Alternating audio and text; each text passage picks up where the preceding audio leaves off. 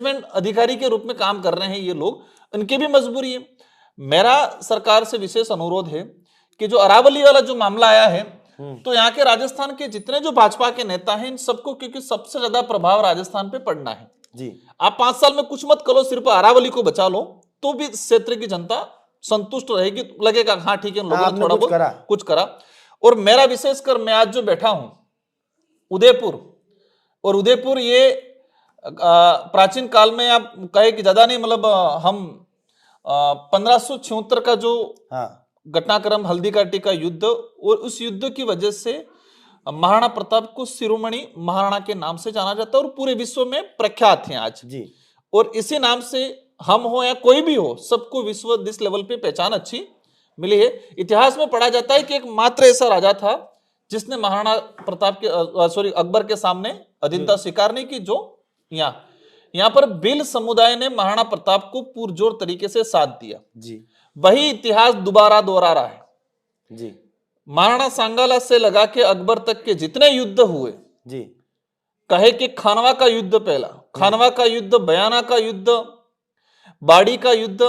जो झुंझुनू के आसपास के हुआ था, भरतपुर या बयाना वाला जी, वहां से लगा के इडर का युद्ध जी, गगनौर का युद्ध, हल्दी घाटी का युद्ध और लास्ट दिवेर का युद्ध जी। ये सारे ये युद्ध हुए वो अरावली पर्वत श्रृंखला की पहाड़ियों के बीच हुए। और इसीलिए हमारी सेना ने मुगलों को, लोधी वंश को और गुजरात के सुल्तानों को उल्टे पैर भगाया और हमने युद्ध जीता, और इसीलिए यहाँ पर आज हमें गर्व से खड़े हैं। तो अब इनके नाम से जो थी वो तो इसी पर्वत श्रृंखला की देन है और इसी की वजह से हम सुरक्षित रहे और जीत पाए।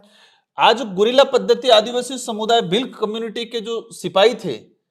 राणा पूजा भील के नेतृत्व में, इन्होंने ये गुरिल्ला पद्धति, और महाराणा प्रताप ने इसको पूरा समझा और महाराणा प्रताप ने इस गुरिल्ला पद्धति के साथ हल्दी घाटी और दिवेर का युद्ध लड़ा और जीता। अब इसमें जो चीज है, आज महाराणा प्रताप के नाम से कई सेनाएं बनी, सत्य सेना हो, करणी सेना हो, कई हो जी। मैं इनसे सवाल करना चाहूंगा कि आप सिर्फ महाराणा प्रताप का नाम देके राजनीति की रोटियां सेकना चाह रहे हो? आप आज आपके पास ऑप्शन है जी, आज आप उस जगह खड़े हो और उस इतिहास को दोहराओ, वर्तमान घटना को दोहराओ कि जो हमारे अस्तित्व या हमारे इतिहास से जुड़ा अरावली पर्वत श्रृंखला है, इसको बचाने के लिए भारत आदिवासी पार्टी के साथ खड़ा रहना है, या फिर अकबर की तरह, जो अकबर हमारी अस्मिता, हमारी जमीन लूटने के लिए आ रहा था,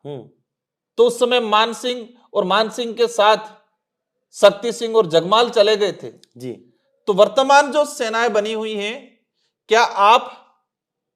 अकबर की, महाराणा प्रताप के समय अकबर के साथ जो खड़े रह गए थे, उस तरह आज भाजपा के साथ जाके खड़ा रहना है, जो आज भाजपा अरावली पर्वत श्रृंखला को खत्म कर रही है, या फिर अरावली पर्वत श्रृंखला की लड़ाई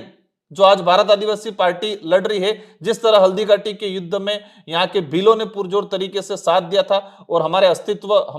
हमारा जल जंगल जमीन को बचाने का काम किया था, हमारी धरोहर को बचाने का काम किया था, उसी तरह आज भारत आदिवासी पार्टी अरावली पर्वत श्रृंखला को लड़ रही है। तो आपको तय करना है किसके साथ खड़ा रहना है जी। तो ये थे राजकुमार जी रोज साहब, जिन्होंने स्पष्ट यहाँ पर कहा कि अरावली पर्वत श्रृंखला को बचाने के लिए हर संभव प्रयास किया जाना चाहिए। इन्होंने बिल्कुल उस समय को यहाँ पर बताया कि जिस तरह से अकबर के साथ कई हिंदू राजा थे